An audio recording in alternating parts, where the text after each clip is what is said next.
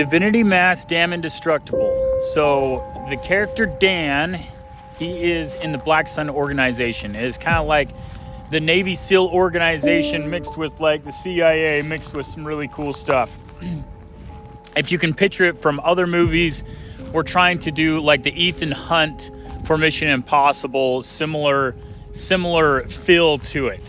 You know, completely different organization, but it's trying to get that similar feel. So he's with this organization, he's doing these crazy missions, whether it be trying to save a cat in a tree or save a family from getting blown up or a whole world from blowing up or whatever. He's doing these missions, but he's having these problems. One, his young son, he's constantly sending him to daycare. He's trying to figure out what's going on. His young son is at an age where he is curious about love. He's curious about Divinity Mask, which is the opposite of the Black Sun. It's the mask organization. Yeah, his young son is curious about good and evil. His young son is curious about suicide. His young son is curious about all these crazy evil things. And Dan has a day off, and he's trying to vomit out some information. So that's the story of it, is the information that he's talking about. He's talking about his adopted sons, Nick and Dallin, in the story. He's also talking about his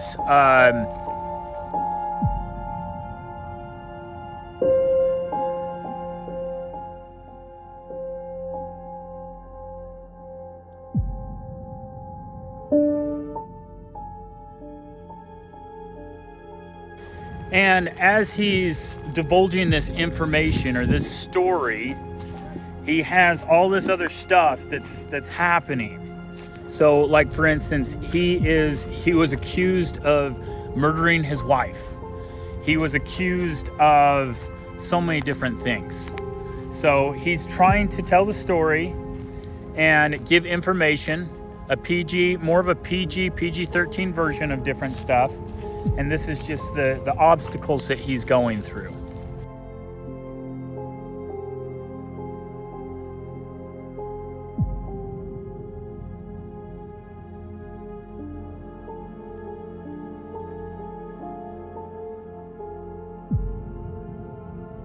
So as he's trying to help understand his son by giving him understanding how the story goes, is he's first talking about, hey, you know, your adopted brothers, I adopted them because nobody wanted to adopt teenagers.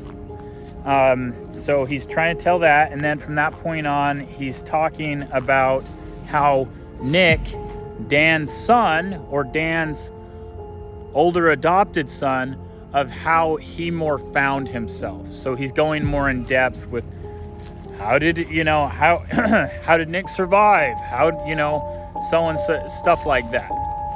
So we start seeing the story of him telling this story. We see Dan telling the story. So we're seeing some of his missions, and then we're going back and forth for seeing his crazy son, Nick. His sons, but more of his crazy sons. So we're seeing Nick do, frickin' speeding. We see him drinking. We see him snorting cocaine, or, we're showing it, but we're trying to show it in a PG way.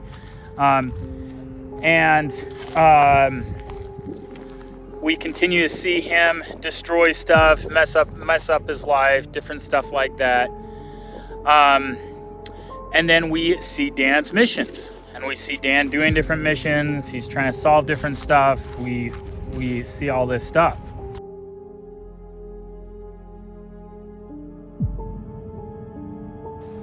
So as the movie continues to go on, we see Dan's missions, we see his son, we see his idiotic stuff.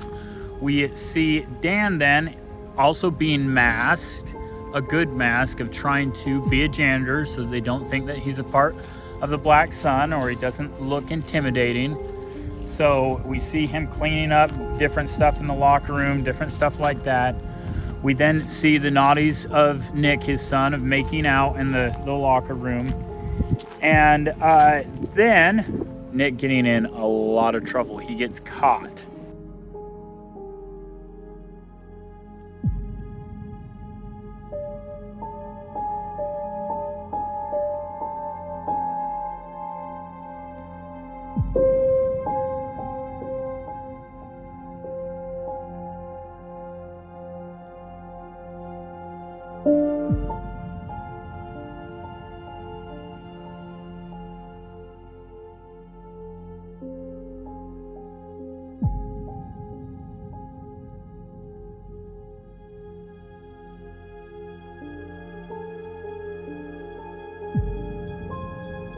As he gets caught, the principal knows some secrets, knows a little bit about Nick, that he's not just doing drugs for the sake of doing drugs. He's not messing up stuff for the sake of messing up stuff. He's doing stuff to try to be heard, try to be understood, and try to find himself and impress Jessley.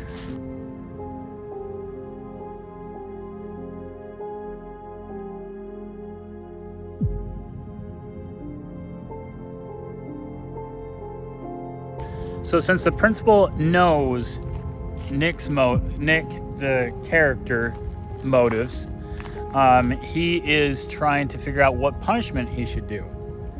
He knows that his dad's constantly on missions, trying to do different stuff, trying to keep secrecy. So he's trying to figure out what to do. So he aligns his motives of getting attention to impress Jessley Camp, and he makes Jessley Camp be in charge of his punishments, or at least holding him accountable to his punishments. So his punishments is that he needs to be looking for soul secrets. And these are the secrets that Divinity Mask put in different people's lockers to try to get young kids to be a part of their group. And these secrets are essentially that they get in the lockers, and as they open their lockers, they see the mask.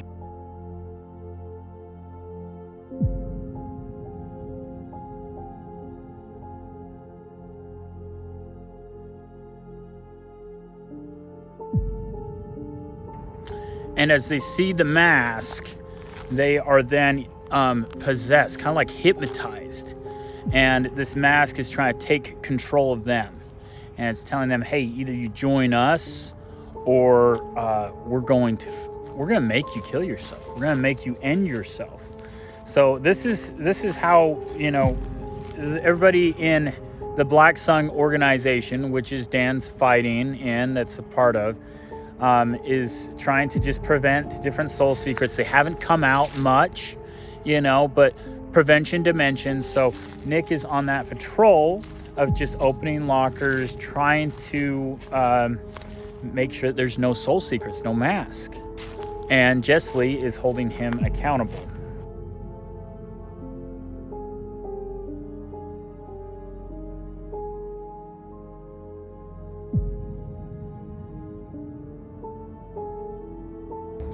So after Nick has done this for a period of time, his dad's gone doing his mission stuff. Jessley is like, you didn't check that locker. And he's like, hey, Nick immediately replies, hey, there's no use. It's just a phony story. It's not real. It's not real. That's just wise tales, different stuff like that. Jessley then tells the story and says, well, didn't you hear about so-and-so that died from the mask, just so-and-so that many years ago? And he said, why didn't I hear about? Nick then responds to Jessley's remarks of saying, well, why wasn't that on social media? Wouldn't that be everywhere that so-and-so died because of the mask? Jessley then responds of saying, not everything's on social media, Nick, and plus the mask, Divinity Mask organization doesn't want you to know this. Meanwhile, Dan is on these missions. He got this mission to go save the President of the United States. And meanwhile, the world is run by Divinity Mask, and he thinks that Divinity Mask may or may not be involved with the president's taking away, but he doesn't know. And Dan is captured. Meanwhile, his son is looking for soul secrets for his punishment, Jessley holding him accountable. And they're just trying to manage life. The story then turns a little bit. Part of Nick's punishments is not just looking for the soul secrets. Also, the second punishment that he has, that also Jessley's holding him accountable, kind of a sweet, romantic, juicy story there, is they are trying to find why the people committed suicide. Why did they commit suicide? Was Divinity Mask, are they linked to that? Or were they just really depressed? Did they have not friends? Did they have religion in their life? No life. So Nick is doing this research with Jessley for his punishment. Meanwhile, Dan's on his mission. And then he gets captured. So Dan gets captured, trying to save the world, kind of Phil. Meanwhile, there's this romantic story going on with Nick and Jessley as they're doing their research for both trying to find the secrets, the soul secrets. They're in the lockers or different places around the school or community. And also trying to do their research of, why did they commit suicide? Why didn't they commit suicide? Try and do that for the punishment. Meanwhile, Dan he's trying to save the president and then gets captured. Dan shoots a bunch of different people before he gets captured. As he's captured, he's now then being destroyed by one of the head leaders or the bigger leaders in Divinity Mask. And he's being destroyed. Both the horrors are both mental horror or psychological horror, and then also physical. So he has to do these exercises, he has to do these acts and different stuff like that. Meanwhile, he's being chastised. Meanwhile, he's being destroyed. He has electrical vest. Well, they put electrical shocks on him that every time that he tries to fight back or defend himself, he's being electrocuted. So we just see Dan constantly being beaten, constantly doing exercises, constantly being beaten both psychologically, having those horrors, and also experience that physical trauma from Divinity Mask. So going back to Nick's story, so they're not really coming together that well. There's a little bit of romance, but Nick's not completely buying the soul secret stuff. He's not completely buying into that, hey, let's actually do some research on these people who have died or have committed suicide, why they did. He's not completely buying in. He goes to the cemetery when Jessley's not there and whatnot, and he sees these different people that have died. And he sees somebody out there in the cemetery, tries to go after him, and it turns around and we can't quite see him, but it looks like they're wearing a mask. From that point on, he's completely bought in. He is doing research with Jessley. There's a little romantic part that I think is so awesome. He's like, hey, this is the song. He shares the earbud of a really romantic song, and it shows them dancing. And yeah, just awesome thing.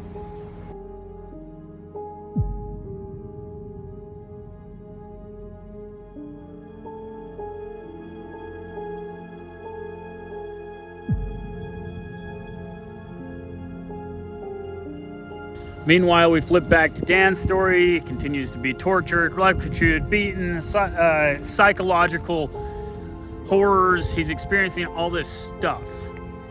He then realizes as he keeps going, he hears the president in the background, the guy that he's supposed to be saving, asking for water. So he realizes that he can beat this Divinity Mask guy if he keeps going. As he keeps going, the Divinity Mask guy is beating on him, both psychologically and everything else, and electrocuting him and whatnot. He starts caving, and he's like, oh my gosh, this guy's not giving up. He has a purpose behind this. He's working to save the person who represents the country, the president. Meanwhile, Nick is then sentenced on top of a roof. He sees the mask, the soul secret mask, and he is then being possessed by the Divinity Mask. The same people that have taken the president, the same people that Dan has to do all these missions, he's then soul secreted. So either Nick is going to jump off a building, kill himself, or something. But meanwhile, he's soul secreted. His dad doesn't know about it, nor does Jessley, the person that's holding him accountable, the girl that he's trying to oppress, seduce. So Nick is in a pretty sticky situation.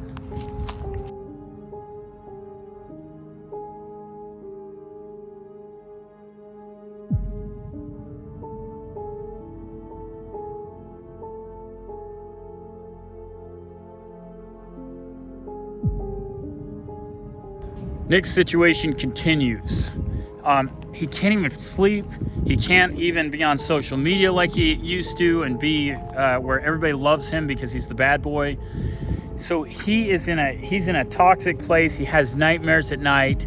He just can't get over this. He can't get over it.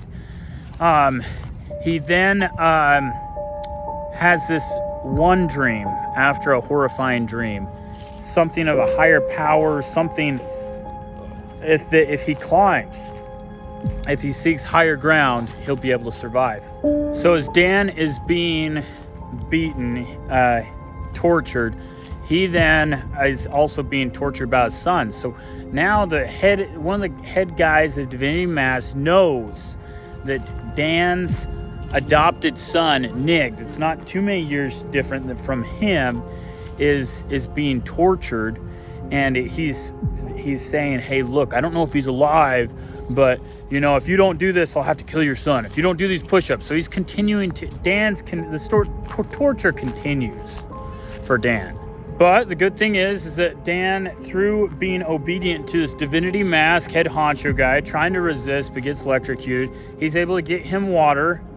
And Dan just like, oh my gosh, if I just continue to keep exercising, as I continue to do this stuff, I'm going to break this guy. And that's what happens. He continues to break this guy psychologically, and he continues to electrocute Dan. So Dan and Nick are starting to be at their very low of all low, the darkest of place in hell. Somehow the guy that is wanting to beat Dan just gets bored. It's like, hey, this guy just won't stop. He just won't give up. He'll just keep fighting. So the head mask guy for Divinity Mask starts giving up. And then also what happens, which is so shocking, is that Nick, as he's going through his trauma, he is at his lowest of all low. He's about ready to, instead of trying to jump off a building to kill himself, he is going to the graveyard, starting to dig a grave to kill himself. Meanwhile, Jessley comes out and says, hey, Nick, what are you doing? What are you doing? And he is possessed. He's actually wearing the mask, and he takes off the mask, and he points the gun at her and says, she tells Nick, he's like, please pray. That's what happened to other people. If they pray or if they seek a higher power, they'll be able to have control. And then Nick's like, I'll kill myself. And that's where it's just such a very emotional, gritty scene. And Jesse's like, hey, if you don't pray, I will. And she starts praying as Nick's pointing the gun at himself and her. And it's just like, anyway, just a very emotional experience. Nick then drops the gun and starts hugging Jessley, the girl that he's been trying to get with for his whole life. And yeah, just super, super powerful.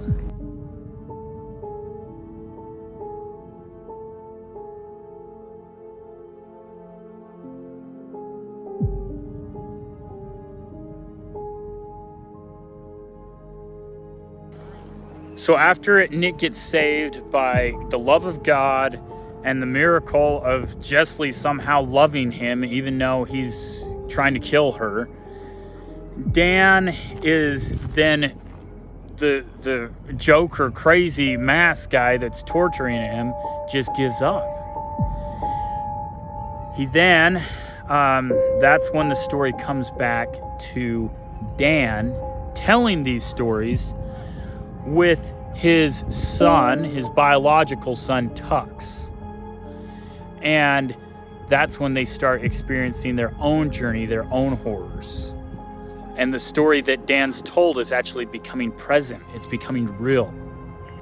So Dan is with his biological son. They go to the pool, they have fun, they go work out. Dan tells the story. And then there's a masked guy that's just watching as they're working out. He's with his biological son telling him these stories, and suddenly this becomes real. So this guy comes out with a machete, tries to kill Dan wearing a mask, and Dan ends up beating him, killing him. From that point on, the Tux runs away. He's telling him to run away. He then gets a phone call, or calls Emerson, telling her, hey, look, go take care of my biological son. I got to go after this masked guy. And he goes down. Dan tracks him down. As he's being tracked down, he tells his retired friend with the black sun, saying, hey, I need you now, please. These guys are going down Hollywood Boulevard. These bad mask guys, go stop them. He recruits his old retired guy to help him. He tells his buddy to come down. His buddy gets out of his retirement shoes, gets on his shoes. He sees these guys running down Hollywood Boulevard, and he sees that they're wearing masks. And he's like, okay, I'm gonna follow these guys. As he follows these guys, and once again, this is Dan's retired friend, he sees that they're dropping this trash, these traps that are encrypted with bombs. So he's like, oh my gosh, he's gonna kill a boatload of people on Hollywood Boulevard. So from that point on, he's able to use his garden shovel, out of all things, kills one of the Divinity Mask guys. Dan comes and sees the other guy.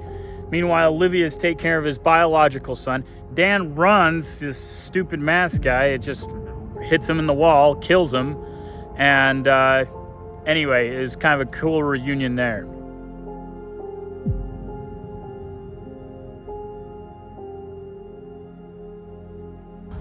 Dan then is able to get back to his biological son and tells him, hey, let me tell you about how we were able to overcome our other mask problem, me and your older brothers. So he tells him about them climbing the beehive. So we see the beginning, Nick trying to recruit his dad, his brother, they do. From that point on, their drama of them climbing, them suffering, about, dying a few different times, their obstacles there, them praying, Dan's speeches of Divinity Mask and different stuff they learned that's kind of empowering. And then we hear the horrors here and there, the horrors throughout their experience, throughout their climb of, hey, just jump, So Dan and Nick are managing the psychological horrors of the soul secrets, and the soul secrets are trying to get them to end themselves, destroy themselves. So as they climb, though, the voice starts to diminish, and they are able to get to the top some way, somehow. As they are climbing to the top, we see little pieces of their climb of Jessley telling their story, her telling about how she is writing in her journal, trying to figure out, would it be right for me to be with Nick? I know that he's crazy about me. And we leave it kind of open-ended. The story's left a little bit open-ended with their relationship, but her love is able to get him to the top. Her love is able to help him overcome the soul secrets. They get to the top.